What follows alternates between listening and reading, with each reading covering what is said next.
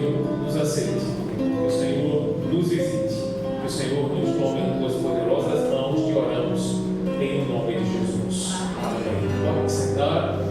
Uma alegria estarmos mais uma vez juntos na casa de Deus, na presença do Senhor, louvando e bendizendo a Ele, que é o grande Criador, soberano, Rei sobre todos os reis. A Ele a glória e o louvor para sempre, para sempre. Amém. Um livramento aqui na frente, né? Um livramento que aconteceu. Mas, amigos, durante esses dias, esses sábados, eu acredito que hoje eu sou o quarto dos preletores que já passaram por aqui, e estamos examinando os. Já está na tela? Já está na tela. Não, providência. Muito bom. Mais rápido que legível. Eu não entreguei o equipamento aqui para você, mas vou entregar agora. Vou passar aqui. Durante esses dias, nós estamos então acompanhando uma série de vícios esplêndidos. Eu acho todos, é tanta coisa que a gente acompanha, porque realmente mexe com o ser humano no âmago das suas emoções, das suas paixões e dos seus sentimentos. A série é baseada neste livro da Rebeca de um novo olhar sobre os 7 pecados capitais. Um bom livro, bom material mesmo, uma filósofa. Daqui a pouco vocês vão ver a fotinha dela aí, que ela vai aparecer na tela também. O que seria isso? O que seria isso? Deixa eu ver se eu já botei alguma ideia aí. Olha só, pronto, aí a série dos 7 pecados: ira, orgulho, inveja. Já passaram alguns desses aqui, né? Quais foram os temas que já passaram? Quem lembra? Ira já passou, né? Aí, quem já passou? Passou mais o quê? Preguiça já passou, né? Cadê? Acho que foi ela ali, a Vandésia, que queria. O pastor tem que falar sobre a preguiça. Ele falou sobre a preguiça já. O que mais? Tem mais um? O orgulho, que é vontade. O orgulho aqui, né? Tá bom. E hoje eu vou falar sobre esse aqui, olha. Tá um negócio da série aqui do meu lado, né? Luxúria. Tema de hoje, luxúria. E olha, eu fiquei em casa pensando, rapaz, não surgiu esse negócio de 7 pecados, tá? De onde surgiu esse pensamento? Que é importante a gente buscar então as raízes, né, as origens. E claro, para a gente então entender um pouquinho mais de onde surgiu, qual foi o objetivo, né? Esses 7 vícios capitais também são conhecidos como vícios, pecados capitais, foram usados pelo catolicismo, olha só, com o intuito de educar os seus seguidores.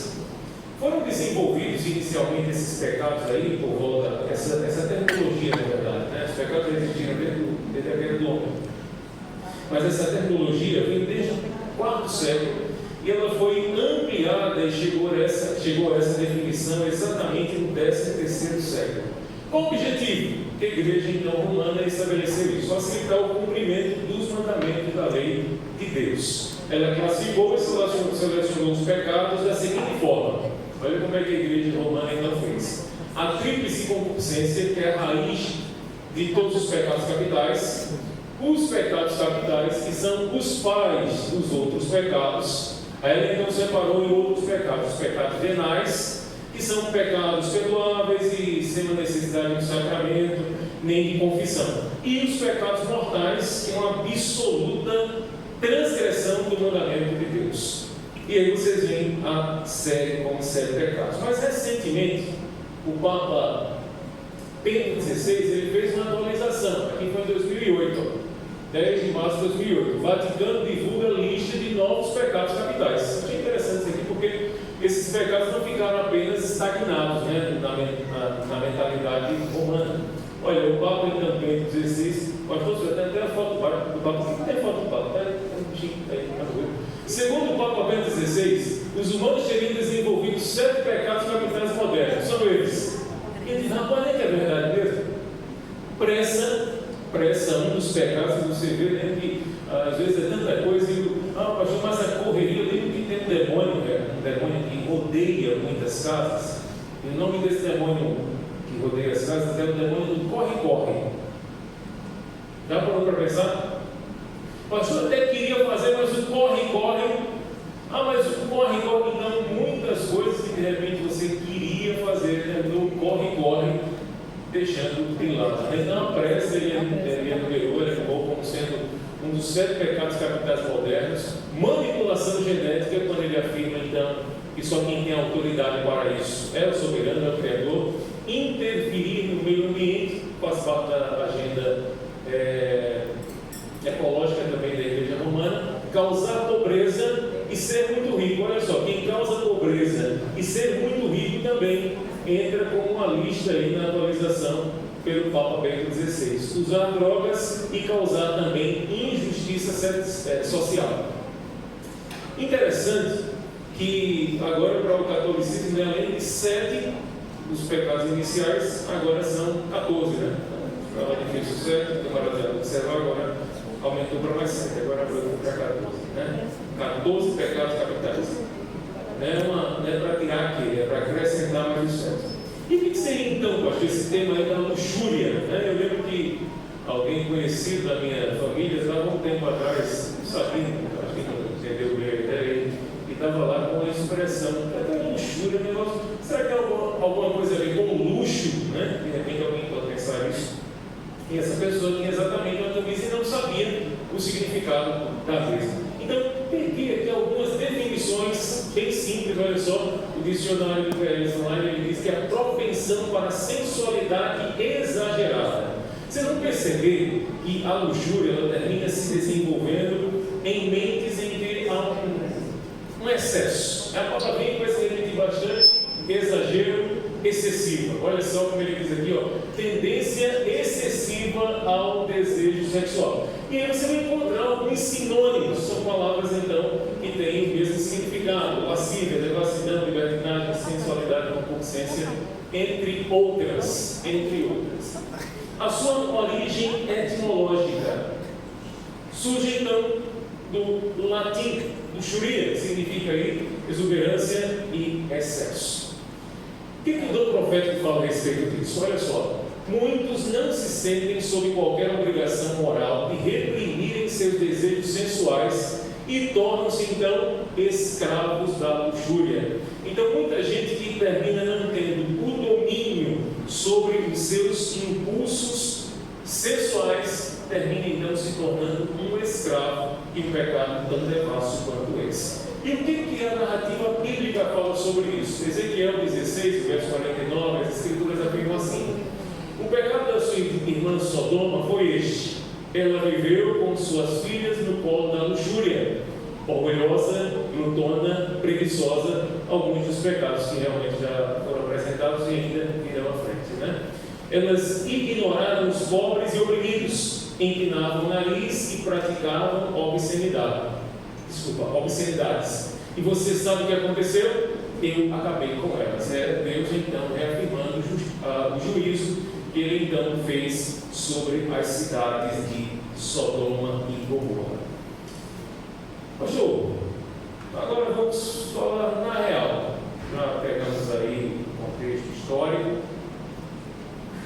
E os meus impulsos sexuais. Como é que é isso, pastor? Realmente eu tenho que me limitar? O que eu tenho que fazer então? Agora, para a gente falar para oradores do século XXI, nossos contemporâneos, o que a gente pode fazer? O que a gente pode então ver o que a Bíblia ensina sobre isso? Quando examinamos o texto bíblico e voltamos às origens, aqui está o livro de Gênesis, o primeiro livro de Moisés, chamado Gênesis. Nós então identificamos que Deus, ao criar o ser humano, Ele dá para ele 2 capacidades. A capacidade de governar. Governo procede de Deus. Toda comunidade, toda nação, povo, língua que não tem um governo se torna uma anarquia, um grave problema na sociedade. Governo, ele é de Deus. Além do governo que Deus então disse que seus filhos agora teriam a capacidade de gerir, ele diz multiplicação, sede fecundos e multiplicai-vos. Isso é maravilhoso. Deus fez os nossos primeiros pais como seres interdependentes que deveriam promover um ao outro companhia, unidade e satisfação. Então, quando Deus estabelece a primeira família na terra, ele tem isso em mente: destacar a companhia, a unidade e também a satisfação, por meio da amizade, do seu acompanhamento, do estar junto e, claro, por meio da sexualidade bem desenvolvida. A autora, que aparece aqui na tela, olha aí, a Rebecca Deyan, ela diz: Deus nos criou como seres sexuais. Carregamos a imagem de Deus em nossa masculinidade. Isso é muito importante de ser destacado. Carregamos a imagem de Deus em nossa masculinidade e feminilidade. Deus criou os seres humanos com corpos sexuais capazes de atração e excitação. Nossa sexualidade, incluindo corpos, hormônios e os desejos e prazeres que os acompanham, deve ser vista como um bom presente de Deus. Legal? Concordo plenamente com o que ela então destaca. Diante disso, posso então afirmar que Deus, que nos criou para também uma realização sexual. Deus nos criou de forma perfeita e completa. É nesse ambiente do jardim, que Deus então celebra o primeiro casamento. Até então, como vocês conhecem a narrativa bíblica, vocês podem perceber que Deus então não cria, segundo Gênesis 1, Deus não cria imediatamente a mulher. Adão então percebe a necessidade, observando outros seres criados por Deus. Ele então clama a Deus, porque todos eles então têm uma parelhinha e eu estou sozinho. Então Deus então cria a mulher para completar ainda mais os dias de Adão e dar felicidade para o mesmo. Diz o poema do casamento que a partir daquele dia o homem, bem mais ocupado, deixou para trás muito nome de bicho, sem ser catalogado. O casamento, uma relação sexual entre marido e mulher, é a imagem mais consistente, escuta bem, é a imagem mais consistente que Deus nos dá de seu relacionamento de comunhão amorosa com o seu povo. As Escrituras testificam a beleza e o poder do dom da sexualidade, a maravilhosa bondade que Deus revela nos nossos corpos e a bênção da vida e do amor que flui para o seu corpo por meio da sexualidade humana. A sexualidade humana merece nosso respeito saudável e afirmação grata, não nossa condenação temerosa ou nossa rejeição casual. Impressionante, realmente Deus nos criou com essas capacidades e com a bênção da sexualidade. No entanto, como tudo que é bom, o inimigo das almas ele termina se intrometendo e o seu grande objetivo, destruir. Na sexualidade não foi diferente. Ele se envolveu, se intrometeu e trouxe diversos horrores para o comportamento humano. Posso destacar alguns deles. O primeiro desvio que eu vejo que o inimigo então traz é trazer a mensagem à mente. Isso a mídia trabalha muito na mente dos nossos jovens, dos nossos irmãos, da questão do corpo ele ser descartável. É impressionante isso. Hoje o que nós acompanhamos na nossa sociedade é um sexo sem a humanização do mesmo. São as pessoas que se envolvem, se tornando uma só carne por um determinado tempo, mas de comportamentos, de mentalidade completamente distintas e separadas. O corpo se tornou um objeto descartável. São relações sem afeto, sem amor, apenas dominadas por fortes apetites sexuais desenfreados. Lembro que há um tempo atrás eu ouvia uma jovem que me contava os horrores que sofria então em seu casamento. E ela passou um bom tempo desse relacionamento abusivo, onde o seu esposo, segundo ela mesma contava, a abusava. E algo que me chamou mais atenção é que eles de repente foram morar em outro lugar e onde eles estavam havia uma valorização da mulher brasileira. E o marido então propõe para a sua esposa, olha a aberração, que ela então, diante da crise que eles estavam passando financeira, que ela então vendesse o seu corpo para pagar as contas. Imagina um marido que propõe isso para a sua esposa. pasmem ainda mais com a informação e não são pessoas que não têm temor de Deus. Pelo contrário, membros da igreja. Triste e lamentável. Mas alguém, quando não tem a devida consciência daquilo que Deus então tem para o seu povo, termina caindo em armadilhas e ciladas semelhantes a essas. A luxúria desumaniza o outro, porque o objetivo dela é apenas a satisfação, sem se importar com emoções, sem se importar com os sentimentos. Trata o corpo apenas como um pedaço de carne de segunda, comprada com açougue de terceira. Remove qualquer sentimento nobre, retira completamente a imagem divina no outro, só pensa na satisfação que o outro pode lhe promover, mas pouco caso faz de suas emoções e seus sentimentos. Esse ano, alguns jornais destacaram, aqui foi no mês de maio, 8 de maio, polícia identifica suspeito de estuprar moradora de rua em Santos. Está aqui a imagem. Impressionante, camarada, sei lá, tem um desejo, uma luxúria, um excesso, e ele agora vai e encontra a moradora de rua, faz uma cabaninha de papelão e ali no meio da rua. Aqui você vê, aqui é o, como que chama aí na porta aí, aquelas portas aí de loja, esqueci o nome. A porta dessa aí, exatamente embaixo de uma loja, eles não têm relações sexuais à vista de todos. O que dizer mais de comportamentos como esses? Olha só, após ficar grávida em show, mulher põe anúncio numa lista de classificados para achar o pai. A Rebeca Deane, ela descreve tal experiência como um sexo sem humanidade, frio, clínico e superficial. Além de comportamentos devassos e terríveis como esses, há outros que terminam tomando conta, alguns, como eles dizem, que são minorias e terminam ganhando forças nesses últimos dias. O apóstolo Paulo diz que os últimos dias seriam tempos difíceis, tempos trabalhosos.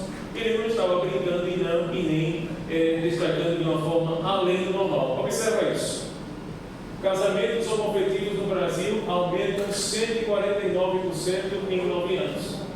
A notícia aqui, ó, 2023, ano retrasado, desculpa, ano passado. Casamentos homoafetivos aumentam 149%. Em detrimento, olha só, uma outra informação, número de divórcios no Brasil bate recorde e chega a 420 mil. Essa aqui é deste ano aqui, ó, março de 2024. Quase mais metade desses casamentos são de cristãos evangélicos. 420 mil casamentos. E no mesmo padrão que está lá fora, pode estar dentro das igrejas evangélicas. Bons fatores para isso acontecer. Há diversos desequilíbrios, claro, nesses relacionamentos, diversos desequilíbrios. Mas com certeza a luxúria é um desses que termina gerando pessoas infelizes, insatisfeitas e descontentes com os relacionamentos que elas estão vivendo. Esse inimigo mexeu em todas as esferas, em todas as camadas, em todas as idades. Outro sério desvio do coração carregado de luxúria à autossatisfação. Neste quesito, o vício secreto impossibilita a comunhão e a comunidade para a qual o sexo foi feito, levando o envolvido a um sentimento de solidão e de insatisfação. Movido pelo quê? Agora tem um vídeo. Vai dar certo? Vai dar certo? Já está passando. Tem aula? Conseguiu aula?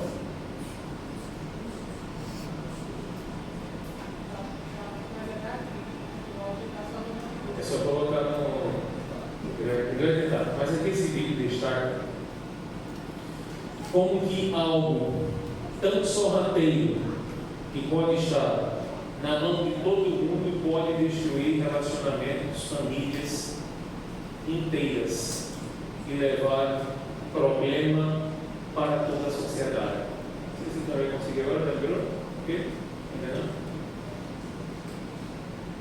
E isso alcança todos, tá, pessoal? Isso não alcança apenas adolescentes, jovens, solteiros, isso alcança casados, líderes religiosos, pais, homens, mulheres, todos terminam sendo alcançados e, infelizmente, é o que o texto vai dizer no vídeo, que a desintegração da família termina sendo um problema social de uma magnitude extraordinária.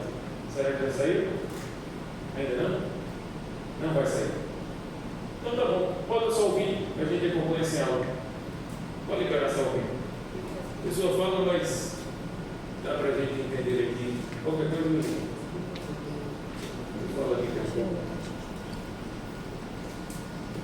Pronto, já está liberado.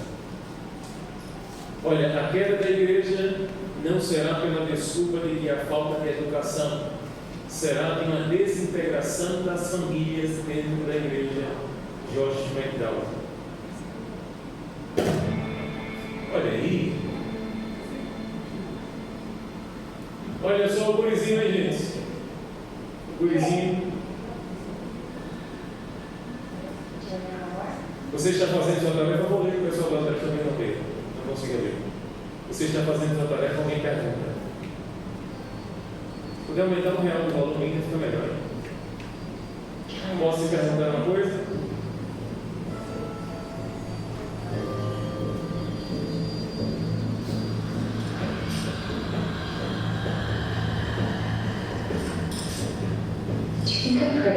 Você acha que eu sou bonita? Pergunta a moça. What's your favorite part about me? Qual a parte de mim que você mais gosta? Do you want to see more? Você gostaria de ver mais? I can show you whatever Eu posso te mostrar o que você quiser. Honey, dinner's almost ready. Chega a mãe e diz: querida, já está pronto. O que está de errado? O que está acontecendo? Nada. We'll finish up what you're doing. Come on downstairs. Termine o que você está fazendo em direção ao e-mail.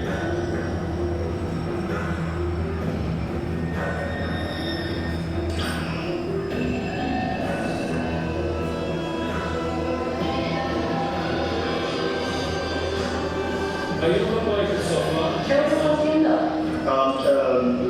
Nada, es solo un programa de televisión. Voy a ver esta cena, ¿ok? Ok. A esposa dele chega, mas aqui a mulher que se aproximou aqui é na memória. Aí entra a jovenzinha no seu celular. O personagem dela é. Todo está podendo. Felipe, la cena está lista. Come on, it's dinner time.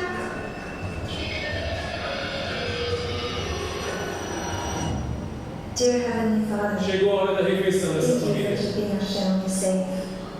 And thank you for this delicious meal that you have so graciously given us. And thank you for keeping our family close and so full of love. Nós agradecidos pela família unida e não cheia de amor. Mas, secretamente, estão todos envolvidos na pornografia. Apenas passar todos a programação da vida pela organização.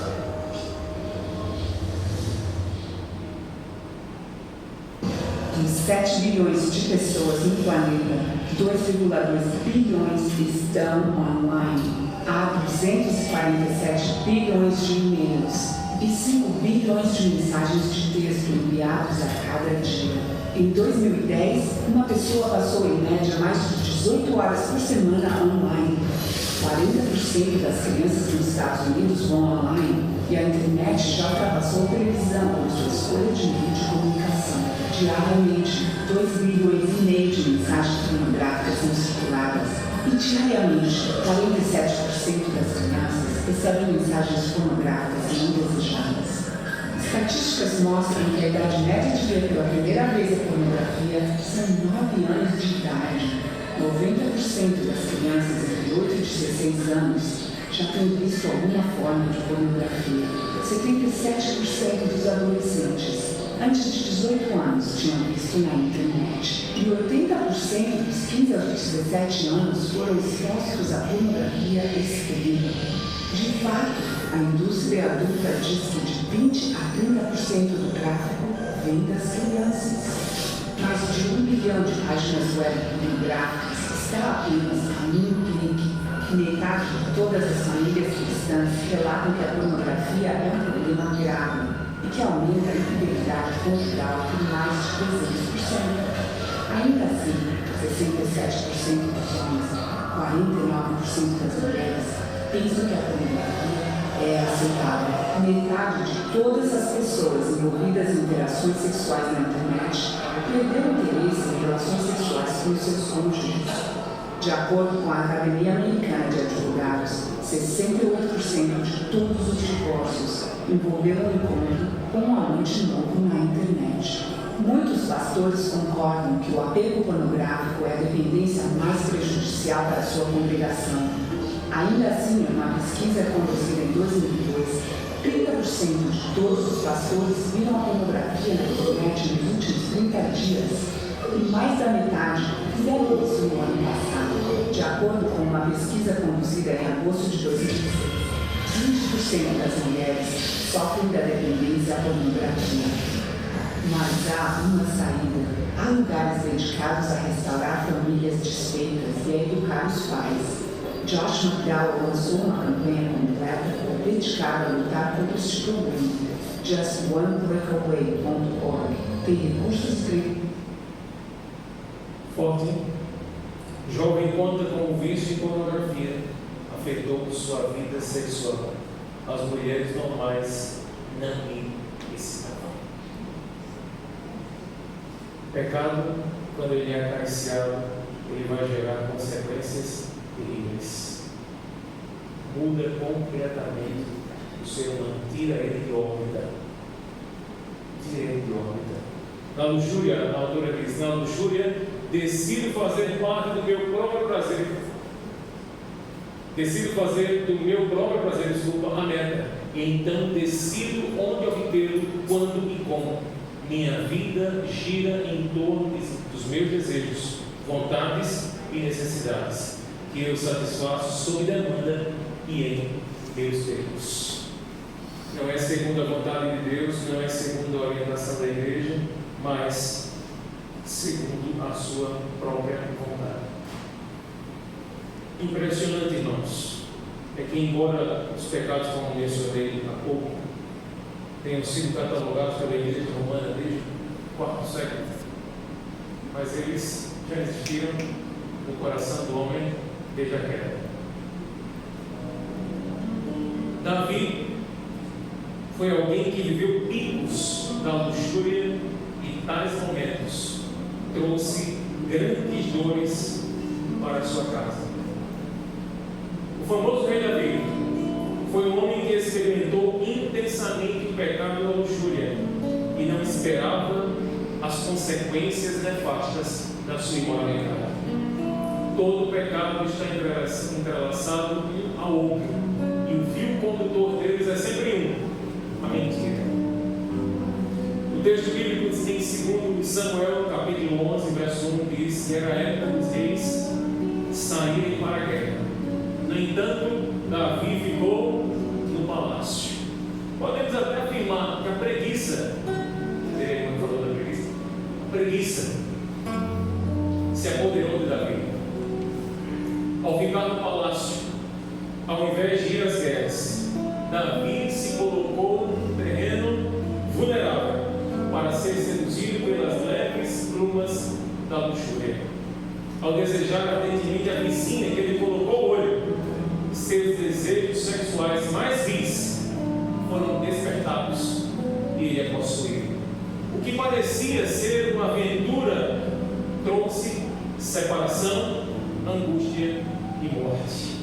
Custou a vida de Urias, um nobre guerreiro de Davi, esposo de Batseba, um homem íntegro e inegociável em seus valores e princípios. Custou a Batseba a morte de seu legítimo marido e também teve que sepultar o seu primeiro filho. E a Davi, o que causou a Davi? A separação de Deus e a morte de um filho. O dano não parou apenas nas pessoas que estavam diretamente envolvidas. Joabe tornou-se cúmplice do estratagema do rei para tirar a morte de Urias. Ao se espalhar a notícia pelo reino, exército e população entenderam que o rei é capaz de sacrificar até mesmo um nobre guerreiro para satisfazer os seus apetites sexuais.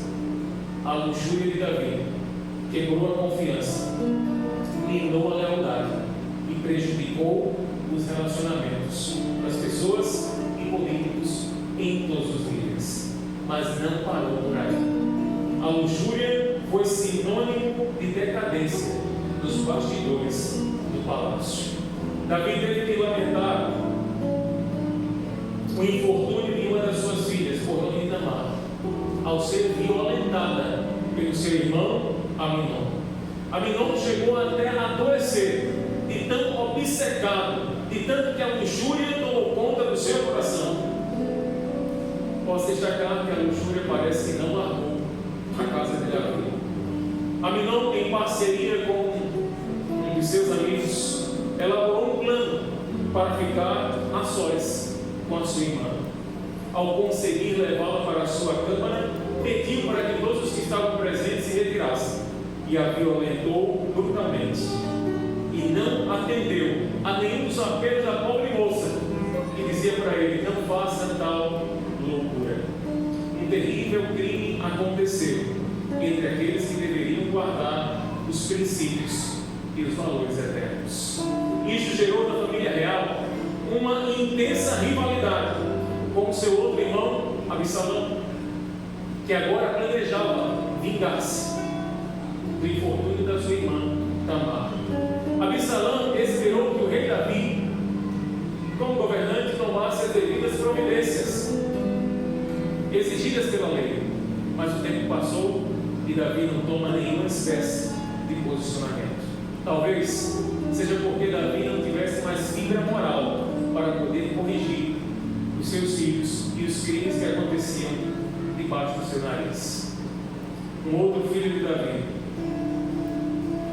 que no começo da sua jornada inicia buscando de Deus sabedoria e diz: Senhor, dá-me sabedoria para que eu governe o teu povo. Começou bem, mas no desenvolvimento da sua história terminou permitindo que a luxúria e outros pecados associados à mesma tomassem de conta do seu coração.